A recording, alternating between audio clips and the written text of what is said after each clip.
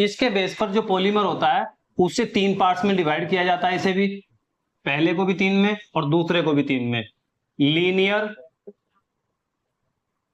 चैन polymer, ठीक है, branch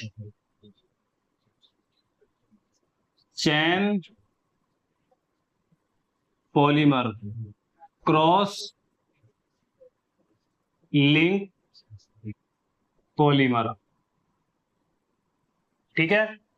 linear को देखते हैं हम। सबसे पहले लीनियर की डेंसिटी वो देख लेते हैं। क्या देख लेते हैं? लीनियर की डेफिनेशन देख लेते हैं। स्ट्रक्चर के आधार पर बहुलक को 3 प्रकार से डिवाइड किया जाता है। वे बहुलक जिनके मोनोमर आपस में एक सीधी रेखा में कमजोर वंडर वाल फोर्स या फिर हाइड्रोजन बॉन्डिंग के द्वारा एक व्यवस्थित ढंग में जुड़े होते हैं, उन्हें आप क्या बोलते हो? उन्हें हम लीनियर चैन पॉलीमर बोलते हैं। समझ में आ गई कहानी? इसे लिख भी लेना चाहे, लीनियर चैन पॉलीमर। अब इनकी स्ट्रक्चर कैसी होती है सोचो, ये मोनोमर है, ये मोनोमर है, ये मोनोमर, ये मोनोमर, कुछ इसी तरीके से मोनोमर चलते चले जाएंगे। ये हो गई एक चैन। जब हम दूसरी चैन देखेंगे तो वो भी कुछ इस तरीके से चलेगी, वो भी कुछ इस तरीके से चलेंगी। यानी कि इसकी जो चैन चलती हैं वो कुछ इस तरीके से चलती हैं,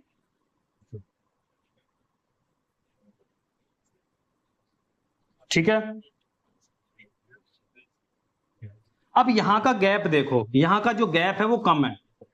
जब कोई आयतन है उसके अंदर कोई भी मास है और उसमें मास जो है या मोनोमर है, कोई भी बॉक्स है, बॉक्स के अंदर छोटे छोटे बॉक्स भरे हुए हैं और उनके बीच में गैप ज्यादा नहीं होगा तो मास क्या आएगा? ज्यादा आएगा, ठीक है। ये हमारा क्या है? ये एक बॉक्स है, इसका आयतन मान लो 1000 ml का है, कोई भी बोतल मान लो 1000 ml का है, और इसमें हमने क्या है? कोई लिक्विड भर दिया। क्या भर दिया? लिक्विड भर दिया। और लिक्विड इसमें क्या आ गया? पूरा का पूरा 1000 ग्राम आ गया, पूरा का पूरा 1000 ग्राम आ गया। तो अब इसका आयतन भी इतना ही है और इसमें लिक्विड भी उतना आ गया। तो जब हम डेंसिटी देखते हैं, जब हम क्या देखते हैं? डेंसिटी क्या होती है? डेंसिटी होती है मास अपॉन वॉल्यूम। वॉल्यूम का मतलब होता है आयतन, आयतन, और मास आप जानते हो, ठीक है। ये होती है डेंसिटी की जो फॉर्मूला होता है। अब इसमें क्या है? मास है, नीचे आयतन है। आयतन कितना? 1000, 1000। ऊपर लिक्विड भी मास कितना है? 1000। ये कितना? ग्राम में। ये कितना? ml में, ठीक है। जब इससे एक जाएगा तो कितना आएगा? अप्रोक्स 1 आएगा, ठीक है। अब मैं क्या करता हूं? इस आयतन को तो मैं कांस्टेंट करता हूं नीचे को। भाई बॉक्स तो मेरा वही है, मैं बॉक्स बदल ही नहीं रहा हूं, बड़ा बॉक्स ले ही नहीं रहा, मैं छोटा ले रहा हूं। अब मैंने इसमें क्या कर दिया? इसमें मैंने लिक्विड जो भरा था वो थोड़ा सा डेंस भर दिया। डेंस का मतलब मैंने Hg भर दिया, पारा भर दिया, ठीक है।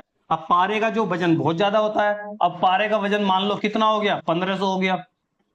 इससे इसे डिवाइड करोगे, 5 तिया 5 दूनी 10, 5 तिया 15, तो कितना आ जाएगा? 3/2 आ जाएगा। और 2 ही कम 2, 1, 2 तिया 2 तिया 6, 2 चौक 8, 2 चौक 8, यानी कि 4 में जाएगा, ठीक है। तो डेंसिटी कितनी आ गई? 1.4 आ गई। इस बात से हमें क्या समझ में आया? इस बात से हमें यह समझ में आया, अगर किसी भी बर्तन का या किसी भी बॉक्स का आयतन हम निश्चित रखते हैं, उसे नहीं बदलते हैं, और उसमें जो वजन है, भार है, वो बढ़ाते जाते हैं, तो डेंसिटी बढ़ती जाती है। क्यों? क्योंकि डेंसिटी मास के डायरेक्टली प्रोपोर्शनल होती है या समानुपाती होती है, अनुपाती होती है। और जो आयतन होता है वो डेंसिटी के घनत्व के व्युत्क्रमानुपाती होता है या फिर इनवर्सली प्रोपोर्शनल होता है।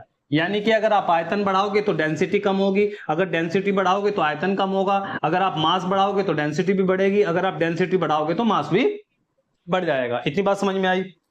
अब यहां ये बात मैं आप लोगों को बता क्यों रहा हूं? मुद्दा तो ये है कि साहब ये फालतू की चीजें क्यों बता रहे हो? ये फालतू की चीजें नहीं है और ये बहुत इंपॉर्टेंट चीज है, इसीलिए ये जो है 8वीं 9वीं में ही पढ़ा दी जाती है। अब मैं जब पढ़ा क्यों रहा हूं वो एक बार इसका स्क्रीनशॉट ले लो ताकि भूल ना जाओ। हो गया? चलो, अब मैं इसलिए पढ़ा रहा हूं कि आप एक चीज समझिए, ये 3 बॉक्स हैं, 1 2 3, इसमें गैस भरी है, इसमें लिक्विड भरा है, ये सॉलिड है, कोई भी सॉलिड पदार्थ भरा है, ठीक है। अब डेंसिटी किसकी ज्यादा होगी? सब डेंसिटी तो इसकी ज्यादा होगी, वेरी गुड, इसकी थोड़ी सी कम हो जाएगी, इसकी क्या हो जाएगी, कम हो जाएगी, और इसकी और भी कम हो जाएगी।